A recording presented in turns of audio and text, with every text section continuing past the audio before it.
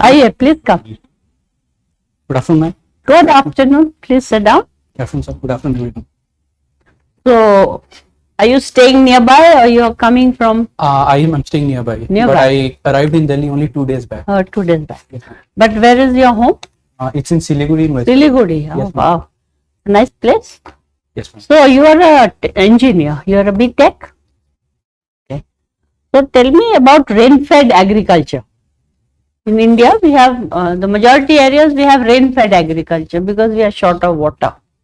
So, do you understand anything or you don't? Yes, ma'am. You do. Okay. Around 65% of our agriculture is rain-fed because there is, like you said, lack of water. Yeah. So it makes our agriculture a little vulnerable as well, where we have to depend on the vagaries of the climate. And given climate change, this has been an issue. We are trying to go forward towards climate smart agriculture. Right. So there are these aquifers. You know about aquifers? Underground water belt or bed or whatever you call it. So there also we are falling short of water. You know, if there's a runoff after the rain, you use something and then it runs off into the underground. So there also we are having problems. So how do we resolve this? How do we improve our water management, let us say? Ma'am, one way is to increase the way or make it more efficient to recharge these aquifers. How do we do it? That's the question. Aquifer management can be done by creating specific structures. I'm not aware of the exact ponds, whatever, potholes, whatever. So collect the water. Collect the water, ma'am. Yeah. Another way would be to move towards a system of virtual water trade, where we look at items that we export or import, not only in terms of their economic cost, but in terms of the amount of water that it takes. They'll use. Yes, ma'am. So, if, for example, have you heard of rain-fed agriculture? I'm sorry, this rain harvesting. Rainwater harvesting. Rainwater harvesting. So, what is that? We could perhaps use that also? Yes, ma'am. So, structures to collect the rainwater and divert it towards the aquifers is rain-fed, is water harvesting, and that can be done in domestic areas also where we stay. For example, it's being done in Chennai. It's what do they do? So, the bylaws of the area, they mandate that the building should have rainwater collection areas and both storage tanks as well as part of it can go down to the groundwater recharge. It's being done in Siliguri also. So in your place. In my in fact, and they can also, you know, use that water when the rain has gone. Then they can use that water for the little, you know, the birds and the animals. That water which they have collected, they can use for their household. So the animals can come and feed up. Yeah, they can also have. Thirsty. Yeah, of course. And birds can also hang around and do some, you know, drinking water perhaps. Okay, doesn't matter. In a way, it increases the biodiversity of the area. Of course. Ecosystem services. Yes, ma'am. Like, tell me about the fertilizer subsidy. They are saying that we'll raise it to 40,000 crores. They've announced it already, the government. So why such a huge amount on subsidy? Ma'am, I'm not aware of the exact reason, but I think it has something to do with the petroleum prices. Petroleum, okay. Because the prices are going up, so the cost of creating those fertilizers will go up. For example, India is one of the the largest importer of diammonium phosphate. Okay. And that's in short supply these days. So the government has to resort to higher subsidies. So that's why they've announced it, right? That would be my guess, ma'am. That's all right. It doesn't matter. Tell me, there's a seed. I have some seeds and I put it on the ground and I just hide it up. Like I bury them. And then what happens to the seed? To the seed? Yes. Technically speaking, the outer covering ruptures and shoot develops, it germinates. Is what it germinates, and because of some water and some oxygen or something, there is a... So the photosynthesis... Yes, that photosynthesis will come later when it comes out. Abhi it's under the ground, right? And it's trying to germinate and push out. When it comes out, then the leaves come and the photosynthesis. The photosynthesis is related to leaves, as you said. Right, sir? Please. Thank you, ma'am. Okay. Abhijit, Afternoon, sir. so tell me what all is meant by your name, Abhijit? Abhijit, one meaning is that a person who is victorious. But when my parents named me, they named me because I mean, Abhijit is the Sanskrit word for the star Vega of the constellation Lyra. And this star was the pole star around 10,000 years ago. So that's the vision behind naming me as Abhijit. It's considered to be one of those very auspicious nakshatras. I'm not aware of the nakshatra parts. Like, that's the constellation. That's the Vega constellation, yes. Constellation. The Lyra constellation. So people say that if you wish to do some work, do it in Abhijit Nakshatra, then you need not ask the Panditji. I can straight away go ahead and do it. But you rightly said Abhijit means who is unwinnable. You can't win over that person. I think it's more about one who is victorious, sir. Oh, is it so? Yes, sir. That's what my parents have. Good. Suppose we want to handle the Sri Lankan crisis to our advantage. And my proposition to you is, we go and spread the word that your association with China is at the root of all your troubles. What are various things we can tell to Sri Lanka in this respect? We want to link the present crisis of Sri Lanka, what it is, into the soup, what it is, with Chinese, to association with China. And what are the things you can think of? Take time. Think of them. So the question is, what should we say to Sri Lanka so that we can link? Or I mean, is it we want to blame China? Tell that since you got yourself associated with China, so this is what the soup you are in. Some connection? Sir, I beg to differ in the approach of directly. No, approach is one is not questioning the approach, questioning the methodology. You see, as a bureaucrat, we do discuss what is the best approach, but having got a particular line of approach, then we find out how best we go ahead. Right. So I think to impress upon them that it's indirectly impress upon them that it's the Chinese thing. Directly, indirectly, whatever. Sir, I think we can 2-3 points which you can say in favor of this. We can announce more development projects for them and do it in time. So, and without a sense of debt trap diplomacy that goes on in the Chinese side, that could be an indirect message to them that, look, we are the people who will eventually help you out without any negative repercussion. Did not refer to the balance of payment with China, between China and Sri Lanka? It's heavily against Sri Lanka, I believe. So, Sri Lanka imports most of their things even from India. So no, I'm zeroing into China only. I'm not talking about it. I want your way of handling it as a bureaucrat. One line of action I said about the balance of payment. Anything else which can be amplified to the advantage? Sir, oil imports probably. Okay, I'm not sure. Nepal has issued some orders relating to fiscal management so that they don't fall into the Sri Lanka type of crisis. Yes, sir. What are those orders? So they have created a list of items that they want to stop from importing, non-essential items. So they have identified that if basically they want to conserve their forex because that's one of the reasons why Sri Lanka has gone into this crisis. This is the basic thing that they have done.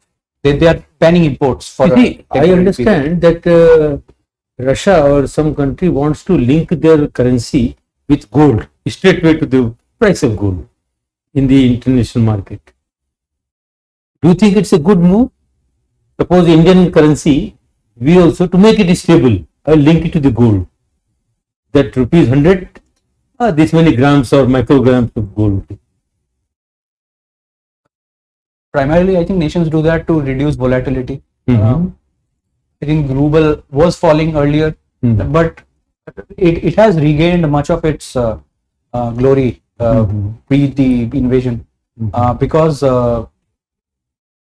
Europe is still dependent on Russia for its natural gas imports and energy imports. So, sir, I don't think that it's sustainable to or it's required to link it to gold. Presently, Indian currency is linked to what? Or the international price of Indian currency? Oh, sir, it's sovereign backed, so I'm not sure if it's linked to. Okay. Thank you.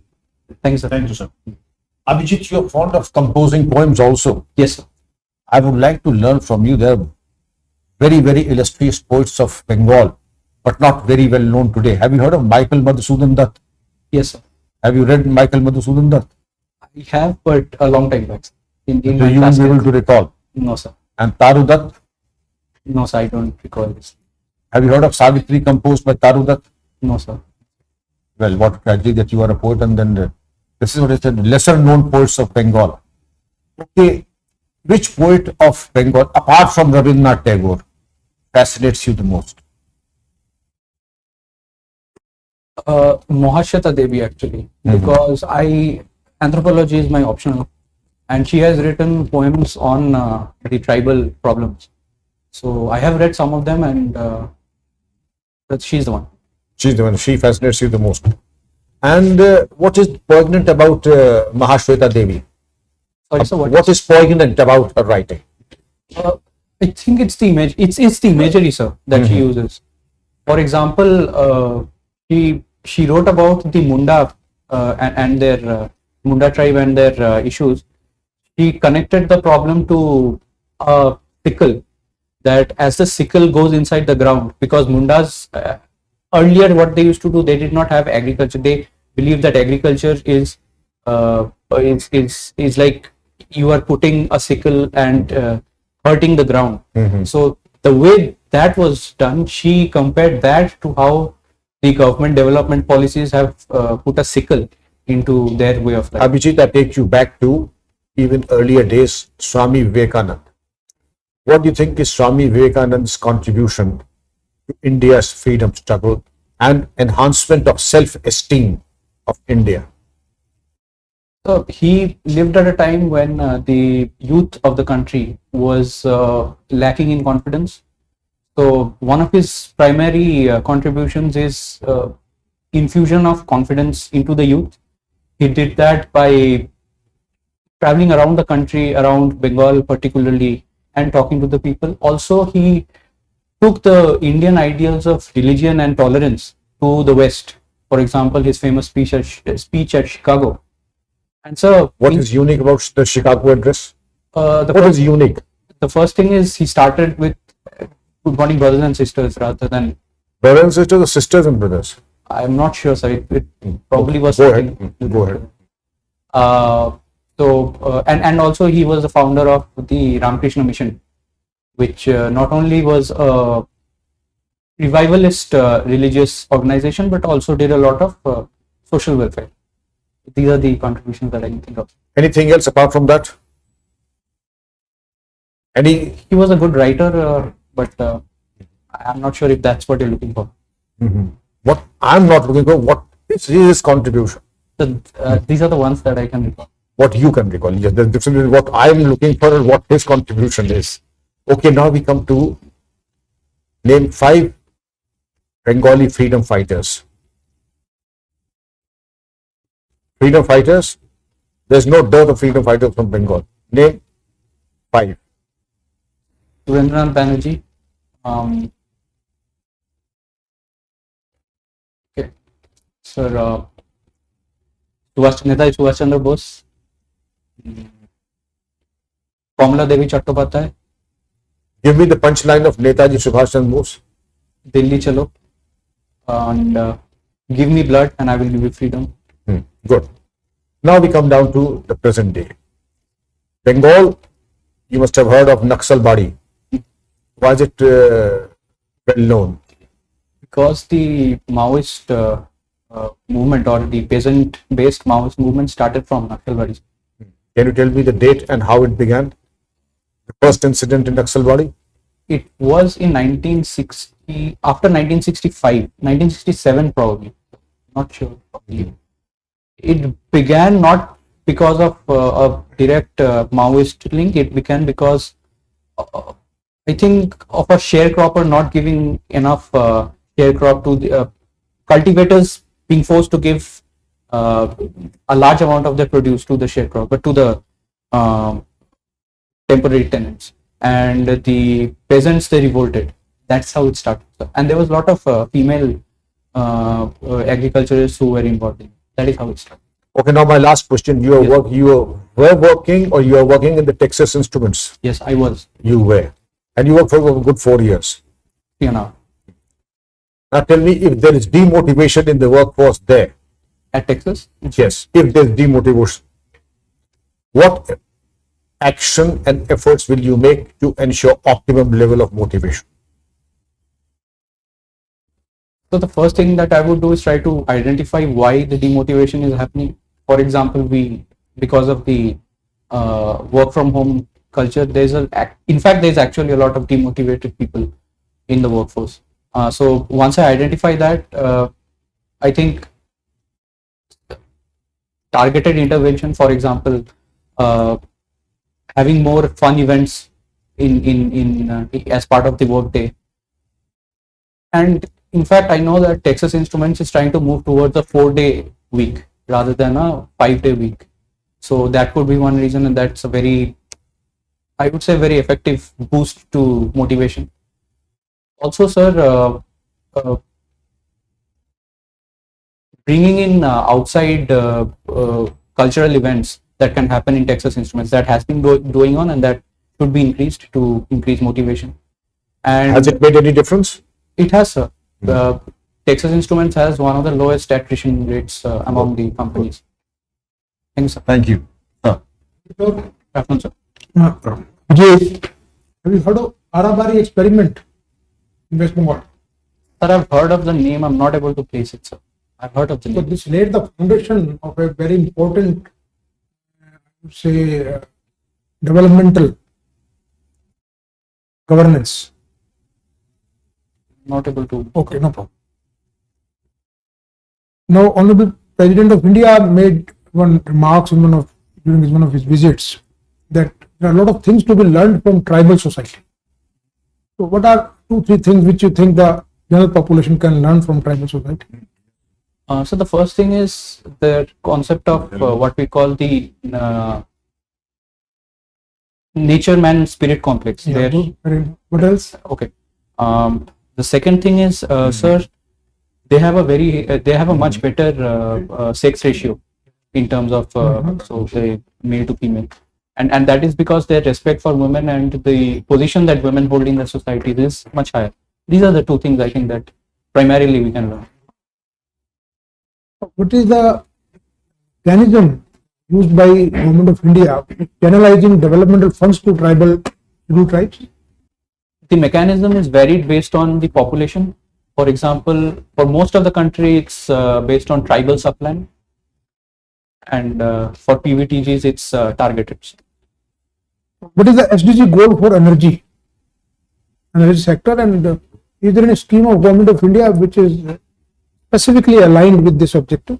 So recently we enhanced our energy goals, Panchamrit principles. So one of that is we want to go carbon neutral by 2070, as well as 500 gigawatts of renewable energy by 2030, and I think 50% from non-fossil fuel based energy by 2030. So the government has a specific program called National Action Plan for NAPCC, National Action Plan for Climate Change, National Adaptation Plan for Climate. Particularly for energy sector, power sector. From the renewable purposes? No, general scheme. When we say the goal under SDG is the energy for all, green and reliable energy for all. So recently we have the green hydrogen mission one. Then Saubhagya scheme. Saubhagya scheme is for the yes sir. It's for the last mile connectivity For everyone. I mean, yes sir, it for must everyone. reach every house. Every house. Okay. Every house also. And we also have the Uday scheme to increase the health of the discoms. Last week, Honorable Minister of Road and Surface Transport made a comment about ethanol. Are you aware? Not the specific Okay, comments. no problem. Now, it is said that justice delayed is justice denied. Right. There are more than 4 crore cases pending in different courts. Right. Just tell me 3 steps, which of course Government of India is already taking, which you would like them to be expedited. Which are those 3 steps? The digitization as much as possible of the court mechanisms. The second step would be bringing in artificial intelligence or more intelligence in scheduling of the cases. Okay. And the third would be like what Britain has done with the Crown Court Management System. You are giving a part of the, at least the administrative workload to a separate body, the Crown Court Management System. That will reduce the workload of the actual court. That And of course, bringing in more judges would be the final. so giving this job to parallel to some other agency means, can we say it is the alternative dispute redressal area? So I would beg to, I would not call this alternate dispute resolution because we are giving the job of the administration of the courts, the administrative work of the courts to a separate body. Okay. Yes. Right. So my last question, Yes. your hobby, you have mentioned recreational cycling. Yes. What is this recreational cycling? So it's opposed to utility cycling, where Yeah. where you cycle keeping a specific goal in mind, for example, shopping or going to work. I started out with utility cycling, but it's come down to recreational because I am at home these days and I do it specifically just to pass time with friends. So that's recreational cycling. Love it. Thank you, sir. Good afternoon, sir. Good afternoon. So, Abhijit, do you think this Doklam conflict was primarily aimed by China to make an inroads into the Siliguri corridor? That's one of the reasons that I have read in the news that it was. I would also say that it was sort of to send a message to India, or to Bhutan rather, that India may not be the best person to protect you in terms when we, that is China, want to do some mischief with a disputed territory. But it wasn't that successful from a Chinese perspective. But yes, the strategic goal would be to have a better field view of the Chicken Neck area, because the Doklam corridor is at an elevated position and Chicken Neck is directly visible from. Yes. How has India reinforced itself in this area post that? Sir, I'm not able to recall the exact steps, but all I can say is that it wasn't a success from a Chinese perspective, whatever they wanted. But that threat remains. The threat, of course, remains, sir, because China has a two-front plan. Abhijit, you are an electrical engineer also. Now, I'll take you to the energy situation. My statement is that the Ukraine war has made India more energy insecure. Can you discuss this from your point of view? Yes, sir. To agree to this statement, I would say that obviously the oil prices have gone up. It's around $140 a barrel from $40 a barrel. So and we import around 70% of our oil. So in a way, it has made us energy insecure as well. But India has always kept its diplomatic doors open, and we have been able to import cheap oil as well.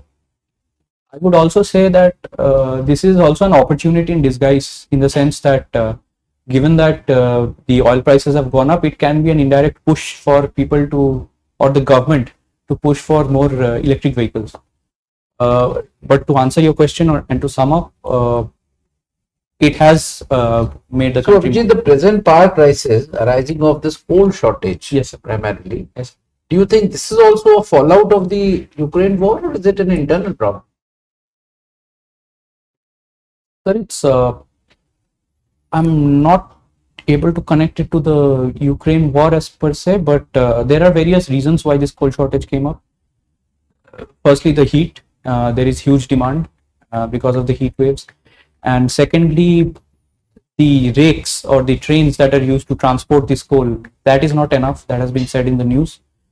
Also, post COVID, the industries have opened up and the supply is not able to keep up with the demand. So on balance, I would say it's more of an internal problem. But since we import coal, and since other nations also are not able to get their energy security from Russia, they are importing coal as well. So the import of coal that comes to India is under stress.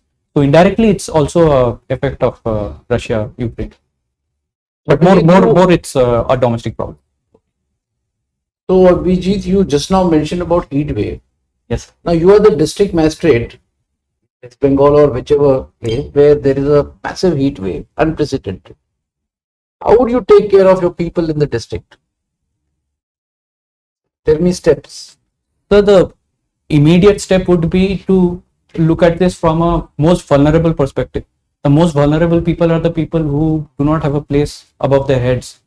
So the administration should try to create temporary structures so that these people can at least get shade, and some water and ORS and all these things can be supplied, some bananas and everything. And the second step, and in parallel, we should also be very steadfast in increasing our awareness through media, through social media. Social media channels can be opened for this. But in the long term, sir, I would try to look at this from a zone perspective. I would want to have a map where I can see which are the zones of the district which are most vulnerable, and create a road plan or a roadmap for the long term thing, so that if it happens in the future, we are better prepared. Now, last question. Yes. We have seen communal clashes arising out of religious processions. UP has attempted some SOP or giving permissions as and when the somebody comes to the administration. Now, tell me, what is your take? Like, how would you tackle if somebody wants to take a religious procession? What would be the process that you would adopt? Number one, to consider whether he should be allowed to take the procession at all, and if yes, if you allow, what precautions are you going to take to see that no untoward incident happens? Have you understood my question? Yes, I have. So, in terms of deciding whether the procession should be allowed or not, I think it's important for the people who want a procession to proactively declare. I think that's part of the rules today as well, that you need to ask permission from the police. And what the authorities do is they see the route that is being taken, whether it's going to a vulnerable section of the community or whether clashes can happen. We can predict. So you tell them that this route is not acceptable, right? And they say no, we will take it from this route. Yeah, there is a conflict on this point, and they say, sir, whatever you do, we are going to take the procession by this route. What would you do? I would tell them that okay, if that's the case, I would tell them that let's have the leader of the community from where this procession passes. I would have them in my office and have the people of that community who want to take out the procession in my office. I would make them sit down and have a recorded video and send it out on social media saying that we want religious peace, or we want communal harmony, and we have no objection of a procession coming through this route. And I want to send it out to all the people of the locality so that they know beforehand that the religious you will people are accede to the request. I would accede with caution and with some precautions, sir. Because at the end of the day, as an administrator, I would want to respect the people's wishes as much as possible. But I would take the precautions of having that video out. So you have taken precautions, and you have allowed the route which initially you did not prescribe. The procession happens and a communal clash happens. Right. Now, what will be your responsibility on that? I would again, I mean, this is not something that only the authorities should be involved in solving. we would need the people and representatives of both the communities in place, and we would try to discuss and come out with an amicable solution. And whatever, I think the most important thing is to send a message out to the people that No, the most important thing is to avoid a clash. But- I'll be very frank, Abhijit, you are going to be the DM. You're not in bringing reforms, you are bringing communal peace. You would not ever allow anything to happen. the that is policing your in that first. region, yes, sir. You can't do experiments. Policing in that region as a immediate step should be increased, definitely. But to prevent future clashes from happening, I think a message to the people should go out. Thank you, Abhijit. Thank you, sir. Okay, Abhijit, kindly wait outside. We'll call you back. Sure, ma'am. Right. Thank you. Thank you, sir.